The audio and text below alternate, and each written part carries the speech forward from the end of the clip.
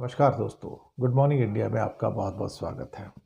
दोस्तों, बिहार के चुनाव तो आ गए। बिहार के चुनाव के अंदर जहां पीके फैक्टर था, जो कि समझ में नहीं आ रहा था कि उसको जो वोट मिलेंगे वो किसके वोट काटने जा रहे हैं, इंडिया गठबंधन के वोट काटेंगे या एनडीए के वोट काटेंगे। बहुत ज़ोर शोर से आए और फिर आखिर में डिसीजन लिया कि हम चुनाव नहीं लड़ेंगे। एक पहेली बनकर रह गए। अल्टीमेटली उनको चुनाव में उतारा किसने था? उनके लिए जो इतने सारे जो उन्होंने फॉर्म इशू किए कि आप पैसे भरोगे तो आप इलेक्शन लड़ पाओगे, वो जो पैसा उन्होंने इकट्ठा किया उसका क्या होगा? हज़ारों लोगों से जो पैसा इकट्ठा किया। सवाल बहुत सारे हैं। पीके एक मिस्ट्री, एक रहस्य बनकर रह गए हैं कि वो आए क्यों थे और किसके लिए आए थे। क्या उनको फंडिंग हुई है बीजेपी के द्वारा? कांग्रेस तो फंडिंग कर नहीं सकती, तो फंडिंग उनको बीजेपी ही कर सकती थी। तो वो कौन सी रणनीति थी जिसके अंतर्गत ऐसा हुआ है?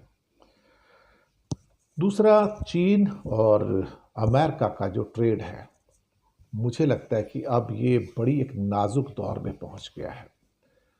इसके ऊपर आईएमएफ के भी स्टेटमेंट्स आए हैं। उनका कहना है कि अगर चीज़ों को नहीं संभाला गया तो बहुत दिक्कत हो जाएगी।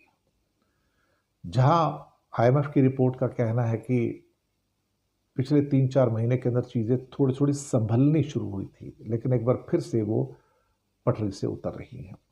तो आप सबका स्वागत है और आप सबको सबसे पहले तो दीपावली की शुभकामनाएं।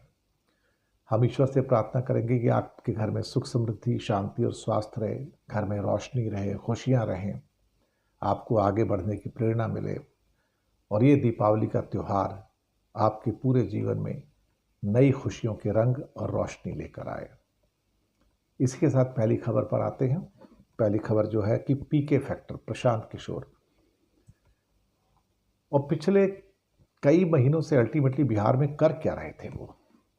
ये सवाल है। अब क्या करने आए थे वो तो एक किस्म से दूसरों के इलेक्शन कंडक्ट किया करते थे। सारे बड़े बड़े इनको टीवी चैनल्स के ऊपर इनके सारे भाषण आते थे और अच्छी खासी खरी खोटी भी सुनाते थे, ऐसी बात नहीं है। फिर अल्टीमेटली ऐसा क्या हुआ कि भाई, जिसने 243 की 243 सीटों पर चुनाव लड़ने का ऐलान किया था, उसके बाद ये क्या हुआ है? क्या ये वास्तव में ही जिसे कहते हैं कि चुनाव लड़ना चाहते थे या नहीं लड़ना चाहते थे? और जिन्होंने चुनाव लड़ने की इच्छा रखी थी उनसे आवेदन शुल्क 21,000 पे लिया था। 12,000 लोगों ने उम्मीदवारी के लिए ऑनलाइन आवेदन किया, लेकिन 1,500 लोगों ने ये आवेदन शुल्क भी भरा 21,000 पे। तो इनको 1,500 लोगों ने 21 हजार रुपये का पेमेंट भी किया है। अब 9 अक्टूबर और 13 अक्टूबर को जब पटना के जन सुराजकुल में 116 उम्मीदवारों का ऐलान हुआ तो हंगामा हुआ। जिनको टिकट नहीं हुआ जमकर गुस्सा हुआ और फिर उसके बाद ये कहा गया कि मैं चुनाव ही नहीं लड़ूंगा। मुझे लगता है कि चीज़ें जो थी ना, कुछ बिगड़ गई अल्टीमेटली, और जो वो करना चाहते थे वो भी बिगड़ गया। वो चाहते थे कि मैं चुनावों को हैंडल कर सकता हूं, जैसे मैंने कई स्टेट्स के चुनाव पहले किए हैं। अब पता नहीं चुनाव लड़ रहे हैं या सीरियसली लड़ रहे हैं, नहीं लड़ रहे हैं, और फिर बीच में खबर आती कि हाँ वो चुनाव लड़ रहे हैं, कि वो कुछ लोग कहते हैं चुनाव नहीं लड़ रहे हैं। अजीब सी कहानी सी निकल कर आ रही है। इस कहानी को समझ पाना, जो पीके फैक्टर, कि पता नहीं चुनाव लड़ भी रहे हैं नहीं लड़ रहे हैं, सीरियसली है या नहीं है, ये भी नहीं पता। तो ये जो अपने आप में एक मिस्ट्री बन के निकल कर आया सारा का सारा। Prashant Kishor is a basically a mystery in the Bihar right now. आए थे तो क्या करने आए थे, क्यों आए थे? ज़्यादा करके खबर यह है कि Prashant Kishor is not contesting the ongoing Bihar elections as a candidate himself, लेकिन अल्टीमेटली 6 नवंबर का तो पहला फेज़ है। लॉन्ग टर्म वो शायद एक पदयात्रा भी उन्होंने किया है। अब उसका मूवमेंट का जो था सारा का सारा एम तो यही था कि इलेक्शंस को कॉन्टेस्ट करना है, लेकिन शायद Prashant Kishor himself is not contesting the Bihar elections. पता नहीं क्या उसको कभी कभी तो हमारे भी समझ में नहीं आता कि ऐसा क्यों है, अल्टीमेटली उनके मन में क्या था। और बहुत सारे लोग डरे हुए थे कि प्रशांत किशोर क्या करेगा, और पॉलिटिकल रिंग से एकदम से उनका बाहर जाना ये अपने आप में सवाल पैदा कर रहा है कि भाई अल्टीमेटली आप पॉलिटिकल रिंग से बाहर क्यों हो गए।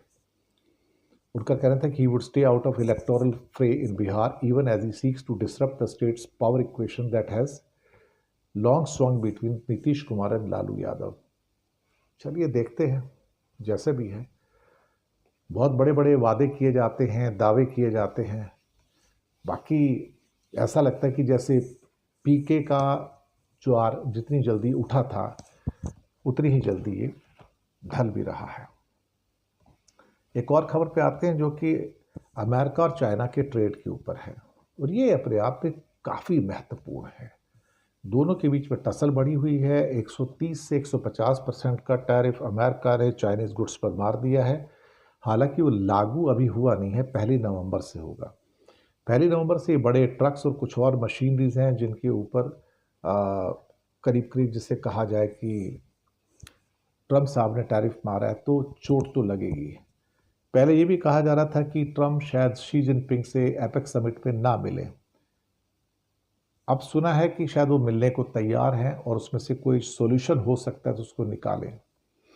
आईएमएफ का कहना है कि इन दोनों के बीच में जो दरार है बढ़ती चली जा रही है, और उनका कहना है कि पूरी दुनिया का आधा जीडीपी तो इन दोनों देशों का है।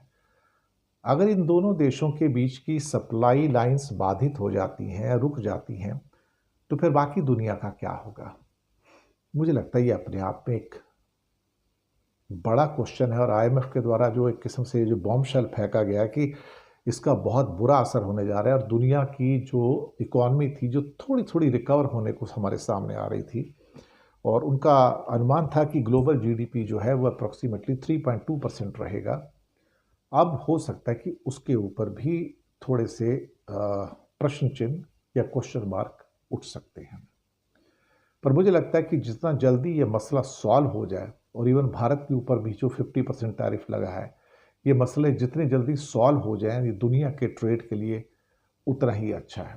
अगर ये मसले जो हैं वो सॉल्व नहीं हो पाए तो फिर मुझे लगता है कि अपने आप में ये एक बड़ा मसला बन जाएगा, और पूरी दुनिया के लिए देखा जाए तो 2025 तो बुरा है, ये 2026 के अंदर भी हम एक बैड ओमन लेकर ही, एक बुरी उम्मीद लेके ही हम जाएंगे। Let's see what happens. शायद शी जिनपिंग और ट्रम्प की मीटिंग से कोई पॉजिटिव नोट निकले तो हम देखेंगे। बहुत बहुत शुक्रिया आप सबका। चैनल को सब्सक्राइब कीजिएगा, हो सके तो छोटी आर्थिक मदद कर सकते हैं। नीचे हमने आपके लिए यूपीआई नंबर और बैंक अकाउंट नंबर दोनों दिए हैं। किसी एक को चुनकर छोटी सी मदद करेंगे तो अच्छी पत्रकारिता को बचाने में आप हमारे सहयोगी भी बनेंगे। धन्यवाद।